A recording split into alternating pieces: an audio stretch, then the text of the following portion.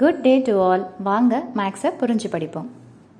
NCERT syllabus 9th standard chapter 7 trianglesல exercise 7.4ல 6th sum என்ன கொடுத்திருக்காங்கன்னு பார்த்தீங்கன்னா, show that of all line segments drawn from a given point not on it the perpendicular line segment is the shortest. question ஒரு மாதிரி கன்ஃபியூசிங்காக இருக்குதுன்னு நினச்சிங்கன்னா என்ன சொல்ல வராங்க அப்படின்னு பார்த்தீங்கன்னா, நம்ம ஒரு லைன் வரையணும். அந்த லைனில் இல்லாத ஒரு பாயிண்ட், அதாவது அந்த லைன் மேலே இருக்கக்கூடாது நம்ம சொல்லக்கூடிய அந்த பாயிண்ட்டு வேறு எங்கேயோ வைக்கிறீங்க. அப்படி வைக்கும்போது ஒரு பர்பண்டிகுலர் லைன் வரைகிறோம். அதை தாண்டி வேறு ஏதாவது ஒரு லைன்ஸ் வரையும் போது அந்த பர்பண்டிகுலர் லைன் அது மட்டும்தான் என்னவா இருக்கும்னு பார்த்தீங்கன்னா ஷார்ட்டஸ்ட்டாக இருக்கும். அப்படின்றது தான் கொஸ்டினில் நம்ம ப்ரூவ் பண்ண வேண்டியது. இதை நம்ம சொல்யூஷன் பண்ணும்போது எழுதும்போது பார்த்தீங்கன்னா இன்னுமே உங்களுக்கு கிளியராக புரியும். ஸோ அப்போ நம்ம என்ன பண்ணலாம் அப்படின்னு பார்த்தீங்கன்னா, ஒரு லைன் எல்லுன்றதை நம்ம வரைஞ்சிக்கிறோம். இப்போ என்ன பண்ணுறோன்னு பார்த்தீங்கன்னா, பீன்ற பாயிண்ட், இந்த லைன் எல்லில் இல்லாமல் நீங்கள் பீன்ற பாயிண்ட்டை எங்கே வேணாலும் வச்சுக்கலாம். அவங்க பர்பண்டிகுலர்னு ஒரு வார்த்தையை கொடுக்கறதுனால ஒரு பீக்கு நேர ஒரு லைனை போட்டுக்கிறோம். அப்புறம் பீக்கு சைடில் ஏதோ ஒரு ஆங்கிளை வச்சு நம்ம ஒரு லைனை போட்டுக்கிறோம். இது நம்மளாக வரையக்கூடிய ஒரு டயக்ராம். ஓகேங்களா? ஸோ லைன் எல் இருக்குது. பீன்ற பாயிண்ட் லைன் எல்லில் இல்லாமல் வேறு எங்கேயாவது வச்சுக்கலாம். கண்டிப்பாக பர்பண்டிகுலர்னு சொன்னதுனால ஒரு பர்பண்டிகுலர் லைன் எடுத்து வரைஞ்சிக்கோங்க. அதை தாண்டி some other line segment. Line செக்மெண்ட்னா என்னது?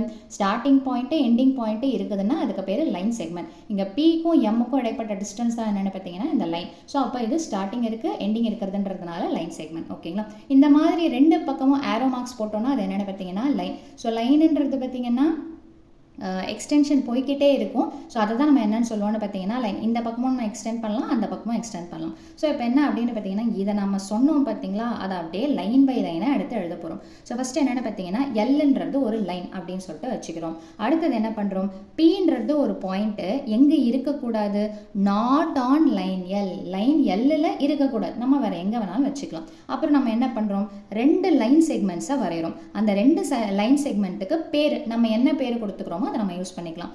ஒன்று பிஎன், அதாவது பாயிண்ட்லேருந்து எண்ணுக்கு, பாயிண்ட்லேருந்து எம்முக்கு, that is PN and PM. ஓகேங்களா? இப்போ எது பர்பண்டிகுலராக இருக்குதுன்றதையும் நம்ம சொல்லிடணும். எது நீங்கள் இங்கே என்ன பேரை கொடுக்குறீங்களோ அதுக்கேற்ற மாதிரி இங்கே நீங்கள் மாற்றிக்கலாம். ஸோ அப்போ பிஎன்ன்றது லைன் எல்லுக்கு பர்பண்டிகுலராக இருக்குது. ஸோ அதுதான் அடுத்த line. So let PN be perpendicular to line L. ஓகேங்களா? ஸோ அடுத்தது என்ன லைன் எழுதலாம் அப்படின்னு பார்த்தீங்கன்னா, இப்போது இது பர்பண்டிகுலர் இது. இப்போ இந்த டயக்ராமை மட்டும் தனியாக எடுத்து பார்த்தீங்கன்னா, இந்த ஆங்கிள் உங்களுக்கு பார்க்கறதுக்கு எந்த ஆங்கிள் மாதிரி தெரியுதுன்னு பார்த்தீங்கன்னா, நம்ம பொதுவாக அக்யூட் ஆங்கிளோட டயக்ராம் எப்படி தான் இருக்கும்னு பார்த்தீங்கன்னா இந்த மாதிரி தான் இருக்கும். அப்போ கன்ஃபார்மாக ஆங்கிள் எம் என்னவாக தான் இருக்கும்னு பார்த்தீங்கன்னா ஒரு அக்யூட் ஆங்கிளாக தான் இருக்கும். ஓகேங்களா? ஸோ இப்போ இதை எப்படி நம்ம டெரைவ் பண்ணுறோம் அப்படின்னு பார்த்தீங்கன்னா, பிஎம்ன்றது பார்த்தீங்கன்னா drawn at some other angle. நம்ம பிஎம்ன்ற லைன் வரைகிறோம், ஏதோ ஒரு ஆங்கிள் வச்சு நம்ம என்ன பண்ணுறோம்னு பார்த்தீங்கன்னா வரைஞ்சிக்கிறோம். அப்படின்றது தான் அடுத்த பாயிண்ட். இப்போது ஒரு ட்ரையாங்கிள் நம்ம எடுக்கும்போது நமக்கு இதில் என்ன தெரியுது, இந்த ட்ரையாங்கிளை எடுத்துக்கிறோம். இதில் ஆங்கிள் என்னன்றது என்ன இருக்குதுன்னு பார்த்தீங்கன்னா 90 டிகிரி. ஓகே,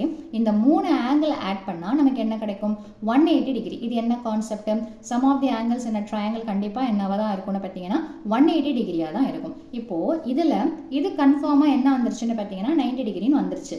அப்போ இதை ரெண்டுத்தையும் சேர்த்தா எனக்கு என்ன கிடைக்கணும் அப்படின்னு பார்த்தீங்கன்னா 90 டிகிரி. ஏன்னா 90 ப்ளஸ் இந்த 90யை சேர்த்தா 180 வந்துடும். இப்போது ஆங்கிள் பி ப்ளஸ் ஆங்கிள் எம்ன்றது 90 டிகிரின்னும் போது கண்டிப்பாக எம்ன்றது என்ன ஆங்கிள்னு பார்த்தீங்கன்னா அக்யூட் ஆங்கிள். ஏன்னா இதோடைய டயக்ராம் எப்படி இருக்குதுன்னு பார்த்தீங்கன்னா எம்ன்றது அக்யூட் ஆங்கிள் பேசிஸில் இருக்கிறதுனால ஆங்கிள் எம் கண்டிப்பாக அக்யூட் ஆங்கிளாக இருக்குது. இப்போ இந்த ட்ரையாங்கிளில் நம்ம இந்த எக்ஸசைஸில் ஒரு கான்செப்டை பார்த்துட்டு வரோம். என்ன கான்செப்ட், இப்போது ரெண்டு ஆங்கிள், அதாவது ஆங்கிள் எம் இருக்குது, ஆங்கிள் என் இருக்குது. நம்ம இதை பற்றி தான் பேச போகிறோம். பாயிண்ட் பியில் இருக்கக்கூடிய ஆங்கிளை பற்றி பேச போகிறது கிடையாது.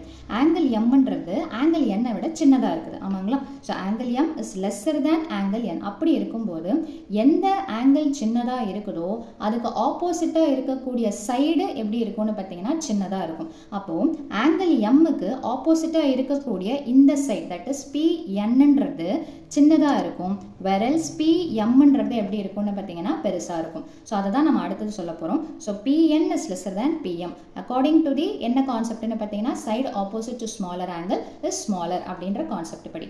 அப்படி பார்த்தா நம்ம பிஎம் இல்லை, பியிலிருந்து வேற இந்த பர்பண்டிகுலர் லைனை தவிர வேற எத்தனை லைன்ஸ் வரைஞ்சாலும் அது எல்லா லைனுமே எப்படி தான் இருக்கும்னு பார்த்தீங்கன்னா அந்த லைன் கம்பேர் பண்ணும்போது, தட் இஸ் பிஎன்னை கம்பேர் பண்ணும்போது அந்த லைன் பெருசாக தான் இருக்கும். ஸோ இதை வார்த்தையை எப்படி எழுதுறதுன்னு பார்த்தீங்கன்னா, similar Similarly, by drawing different line segments from P to L, அதாவது Pயிலிருந்து நம்ம L என்ற லைனுக்கு எத்தனை லைன் செக்மெண்ட்ஸ் வரைஞ்சாலும் it can be proved that PM is smaller in comparison to them.